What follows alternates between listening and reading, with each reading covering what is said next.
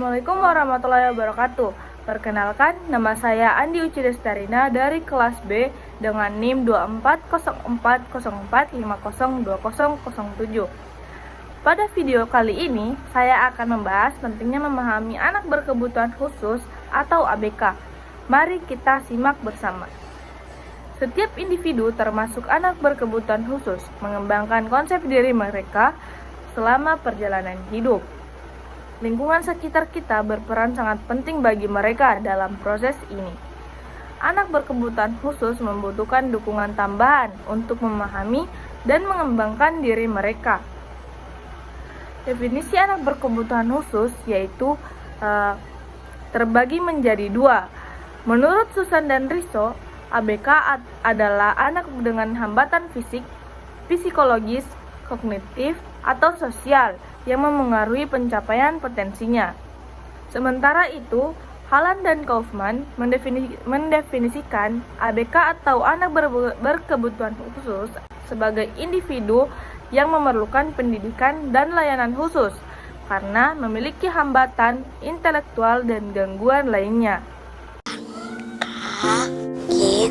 Pusing lebih asik mengambang. Aku tutup kuping, bukan nggak mau dengar sama Bu Guru, karena aku nggak tahan dengar soal teman-teman yang Ada ribut. pula aspek-aspek Guru, diri. aku nggak bisa Konsep melihat, diri bagi anak tapi aku berkebutuhan tetap khusus ingin belajar. terdiri dari 7 aspek penting. Pertama, perasaan sederajat, yaitu tidak merasa rendah diri dibandingkan orang lain. Kedua, percaya diri, yang berarti mereka memiliki keyakinan terhadap kemampuan sendiri. Ketiga, tanggung jawab, di mana anak berkebutuhan khusus mampu mengatasi tantangan hidup.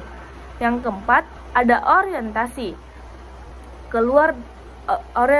keluar diri, di mana mereka tidak terfokus pada kekurangan. Selanjutnya, berpendirian, menyadari keterbatasan dan menerima kemanusiaan. Setiap aspek ini sangat penting dalam pengembangan diri mereka.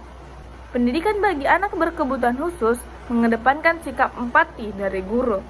Para guru perlu menunjukkan kepedulian dan penerimaan terhadap kondisi anak tanpa membeda-bedakan mereka.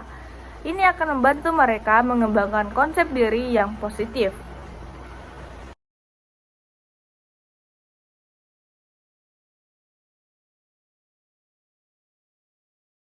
Apa saja kita ada psikoedukasi terkait dengan pengenalan emosi mereka, kemudian bagaimana mengeluarkan emosi dan bagaimana mengelola emosi itu sendiri. Dan yang terakhir ini kita melakukan proyek orang tua dengan anak dalam bentuk operet.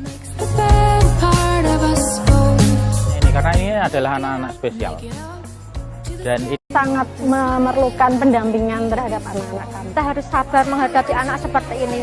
Kita harus bisa mengembangkan minat dan bakat yang ada pada diri anak kita sesuai kemampuannya. Kita perlu belajar untuk bagaimana menangani anak supaya optimal dan tidak merasa tersakiti anak itu ya. Tapi merasa kita perhatikan, terbimbing dan maju ke depannya bisa sesuai dengan apa yang dia pikirkan. Intervensi pendidikan harus fokus pada kemandirian, empati, dan penerimaan. Misalnya memberikan dukungan emosional dan menciptakan lingkungan belajar yang inklusif untuk anak berkebutuhan khusus.